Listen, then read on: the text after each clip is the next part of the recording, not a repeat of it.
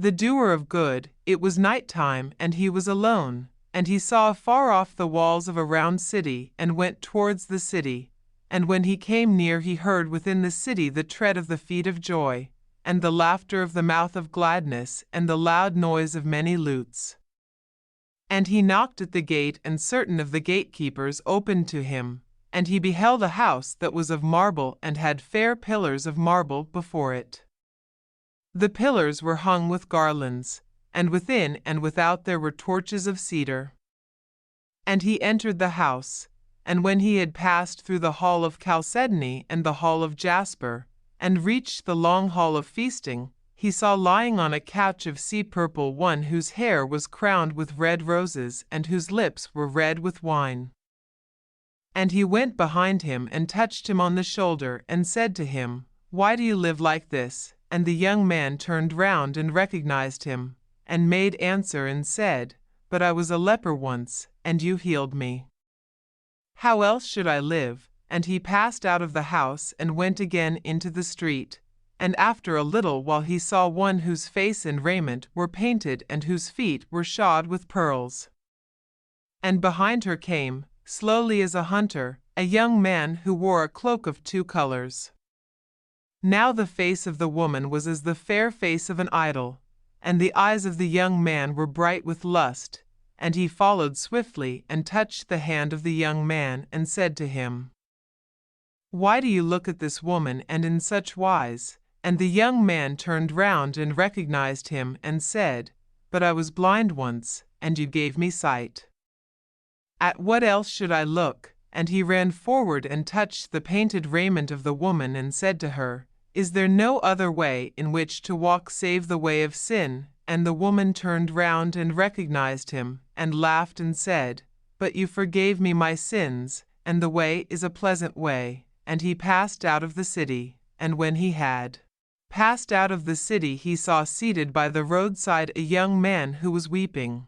And he went towards him and touched the long locks of his hair, and said to him, "Why are you weeping?" And the young man looked up and recognized him, and made answer, "But I was dead once, and you raised me from the dead. What else should I do but weep?" The aged mother. Long, long ago there lived at the foot of the mountain a poor farmer and his aged, widowed mother. They owned a bit of land which supplied them with food, and they were humble, peaceful, and happy. Shining was governed by a despotic leader who, though a warrior, had a great and cowardly shrinking from anything suggestive of failing health and strength. This caused him to send out a cruel proclamation. The entire province was given strict orders to immediately put to death all aged people.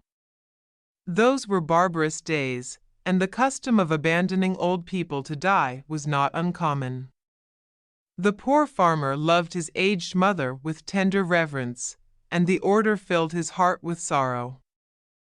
But no one ever thought twice about obeying the mandate of the governor, so with many deep and hopeless sighs, the youth prepared for what at that time was considered the kindest mode of death. Just at sundown, when his day's work was ended, he took a quantity of unwhitened rice, which was the principal food for the poor, and he cooked, dried it, and tied it in a square cloth, which he swung in a bundle around his neck, along with a gourd filled with cool, sweet water.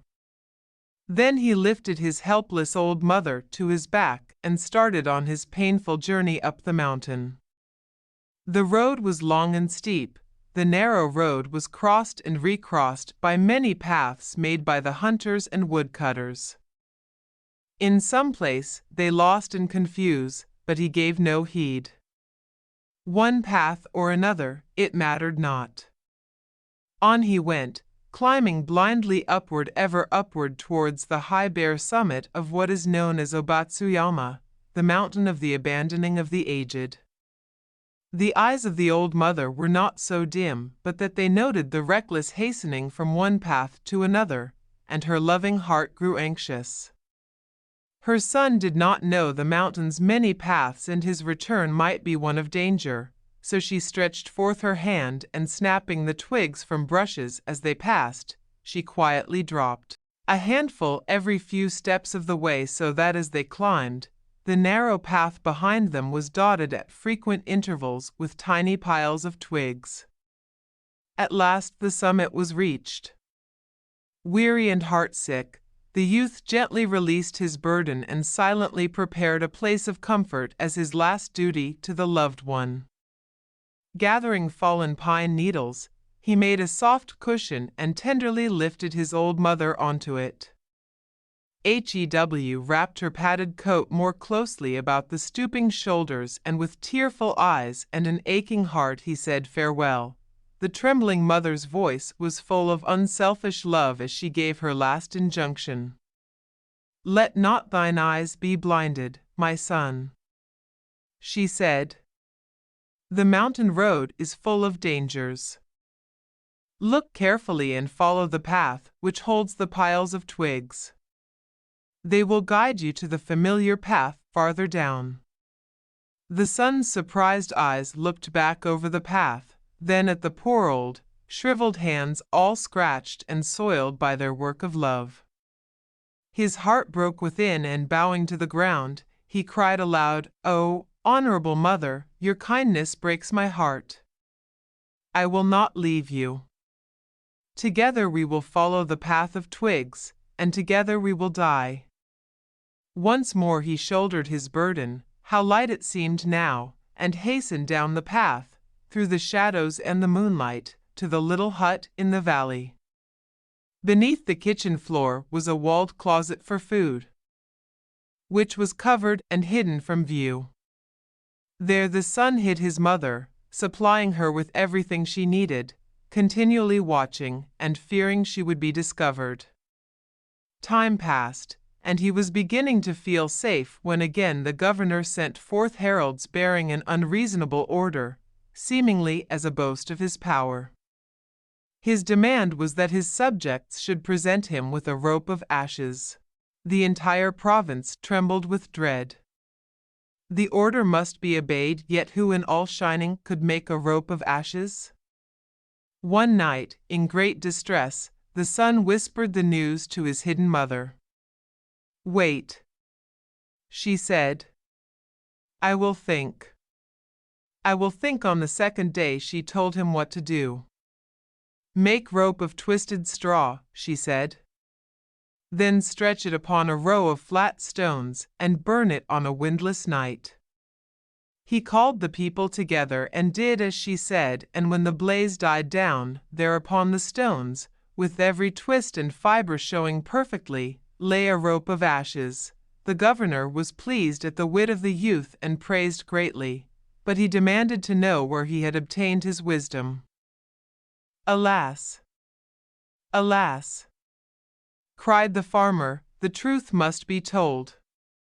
And with deep bows he related his story.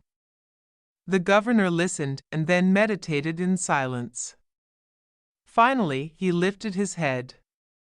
"Shining needs more than strength of youth," he said gravely. "Ah, that I should have forgotten the well-known saying, 'With the crown of snow there cometh wisdom.'"